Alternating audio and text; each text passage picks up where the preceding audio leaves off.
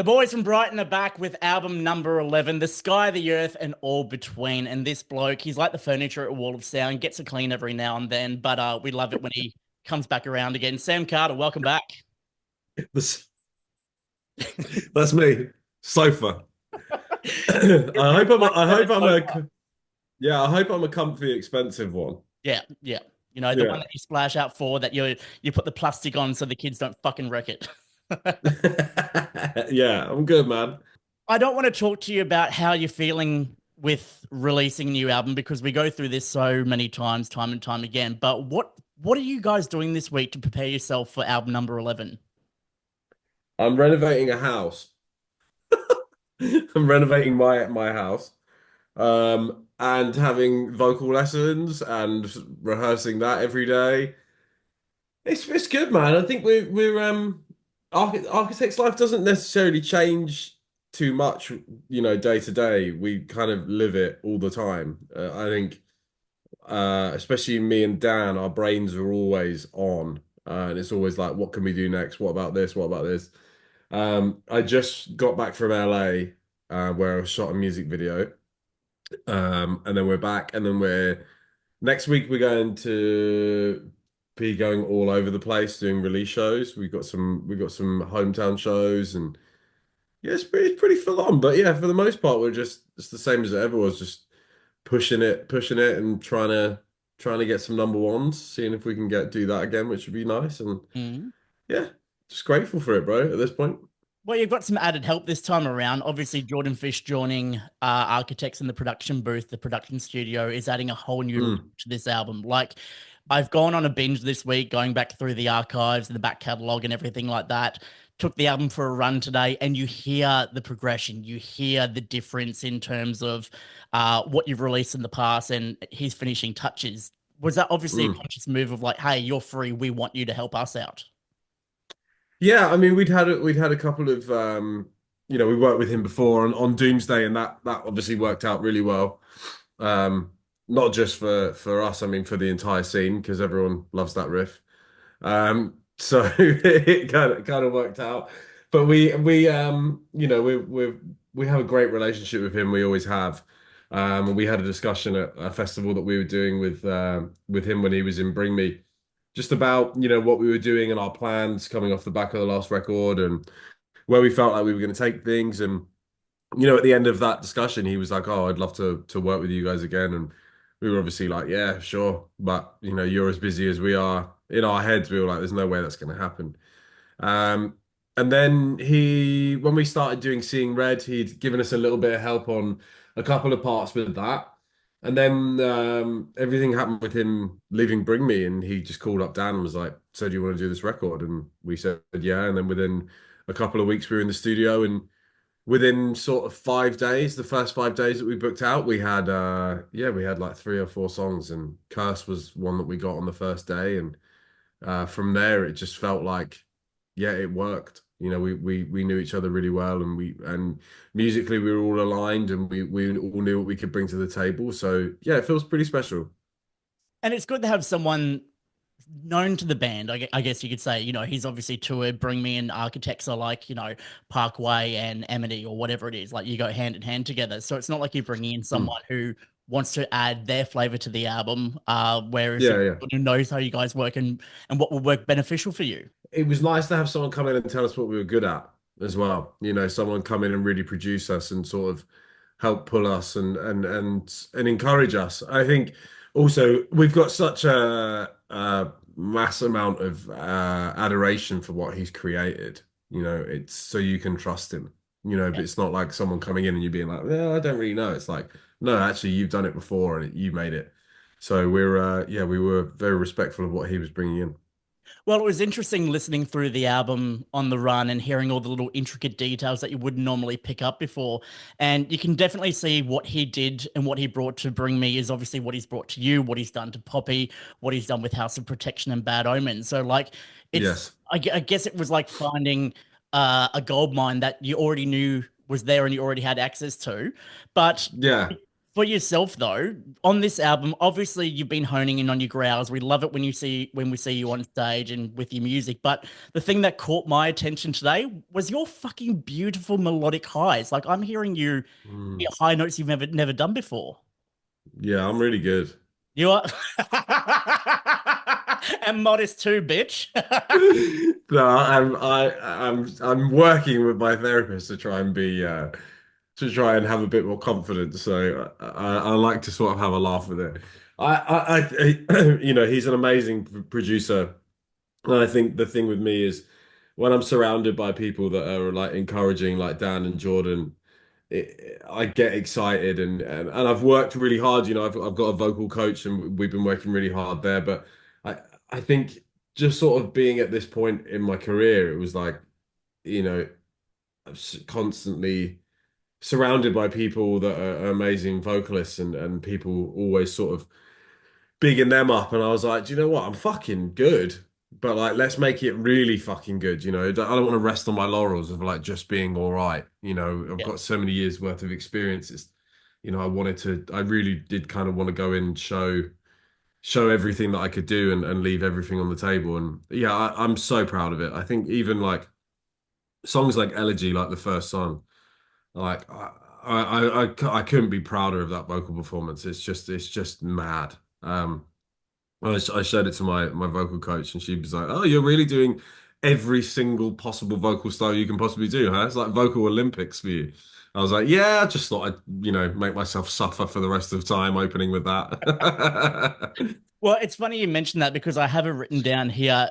Big dick energy opening track feels. Yeah, yes, that's exactly what it is. This Yeah, song, once you hit play, like you can't listen to it once. You've got to go back again. And I love the fact that you've touched on the fact that you're going high, low, all everything all thrown in together because it really shows the diversity and how far you've come since that first album. yeah, it's really fucked up, isn't it? It's I think, fucking fucked up in a good way. yeah, I'm just really proud of it. I think it's kind of what I love about that song so much is that I think people are going to think they know what's coming. And I think they'll be like, oh, yeah, Architects are doing this again. Here we go.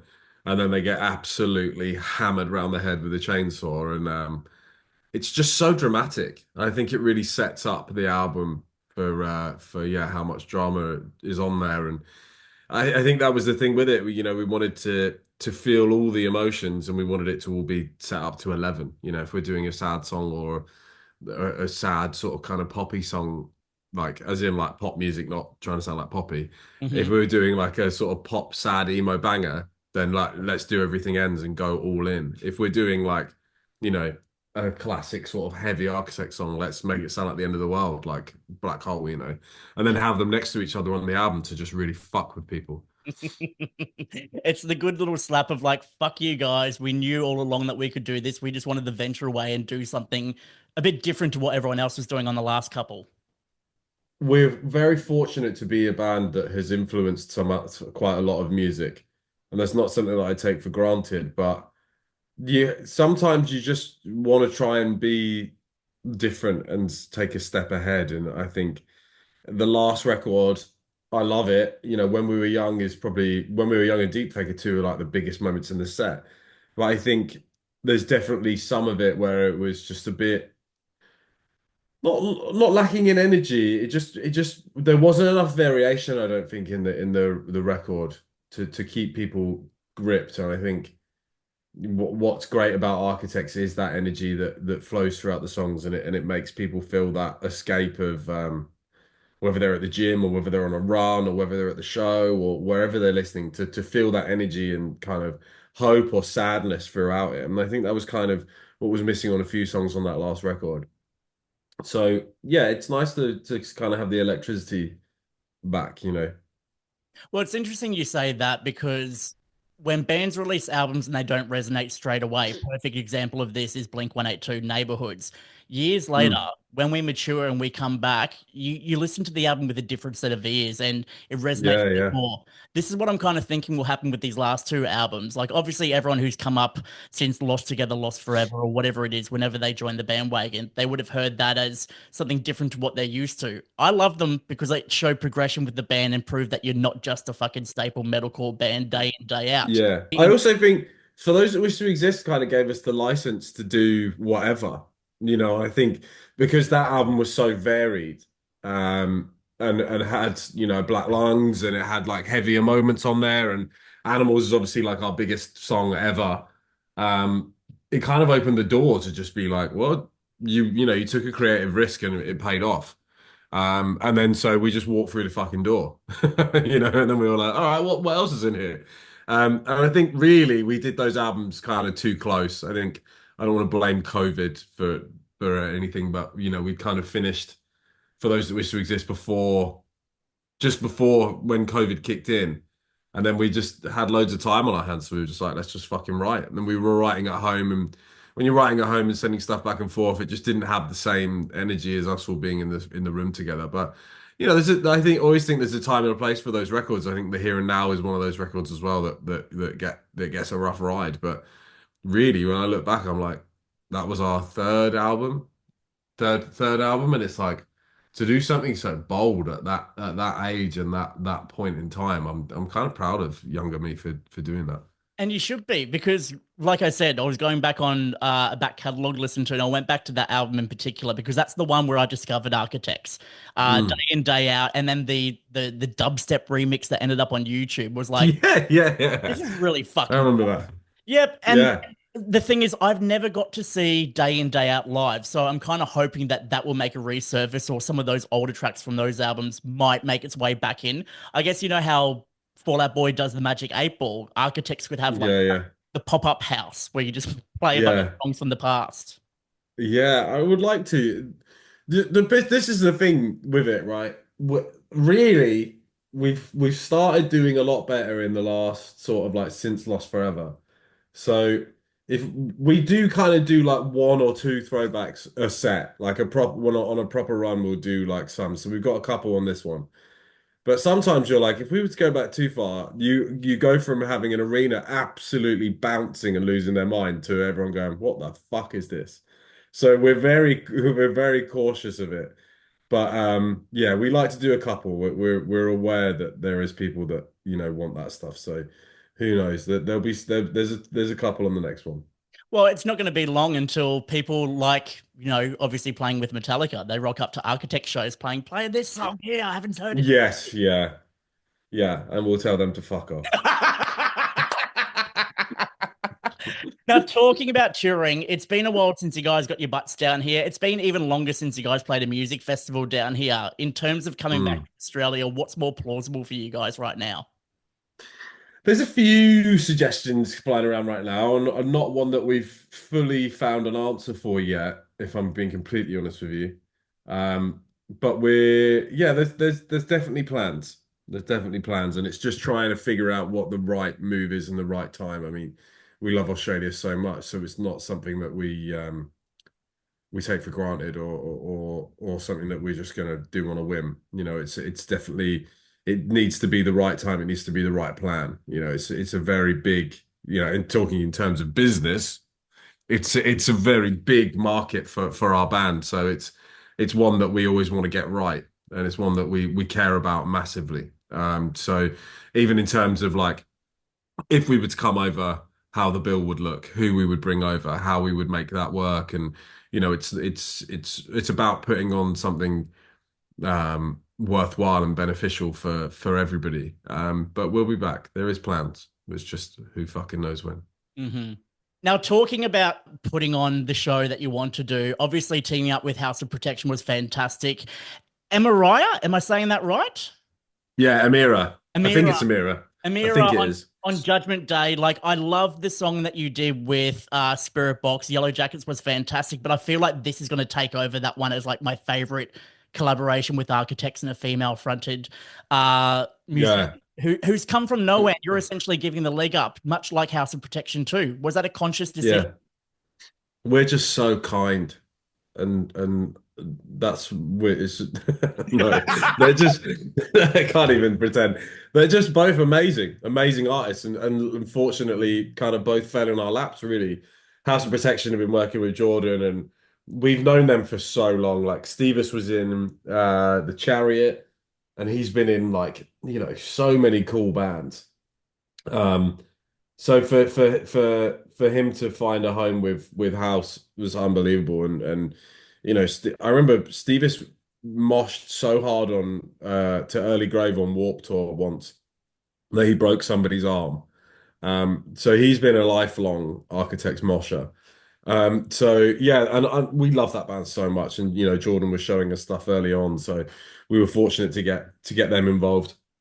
And Amira was actually working with Zach, who mixed our album, and he's done the last few. And Jordan was like, "You should try and get her on this song." And we reached out, and she was totally into the idea. And at the start, I remember me and Dan were coming back from a festival somewhere when Jordan was like, "Oh, check this out, check this song out," and it was that song Tonight. And both listened to it and we were like, fucking hell, this amazing vocal performance. And yeah, she's really taken that song to the next level. She's so talented. And yeah, I feel like both of those bands are about to, really start kicking off. Well, look, Judgment Day is probably going to be a staple in your sets. It'll be awesome to see that live, much like you did in Permanence at Grass Pop with Winston, a once in a lifetime Yes. opportunity. Um, Yeah. an incredible experience, and the only time you've been able to do it. I've wanted to talk to you about that because that was a Yeah. whole whirlwind trip in itself. Yeah, it's crazy, man. I mean, we've been friends with Parkway for so fucking long. It's crazy. Probably even longer than Parkway and Architects have been friends since before I was in Architects. It goes back that far. Architects played Parkway's first London show.